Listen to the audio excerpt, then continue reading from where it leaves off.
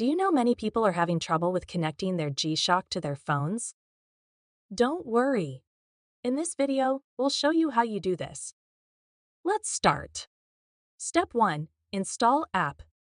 Download and install the CASIO W-A-T-C-H-E-S app from the Google Play Store or the App Store on your smartphone. Step 2. Enable Bluetooth. Enable Bluetooth on your smartphone and ensure it's visible. This is crucial for the watch to detect and connect to your device. Step 3. Start pairing.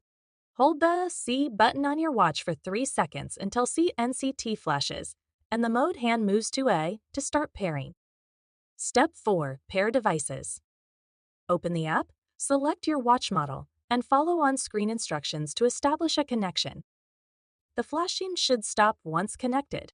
Step 5. Auto sync time. Ensure regular auto sync occurs 4 times daily to keep your watch time accurate. With these steps, your Casio G-Shock should be seamlessly connected via Bluetooth, keeping time accurately. Still need help? Visit our website for the complete manual.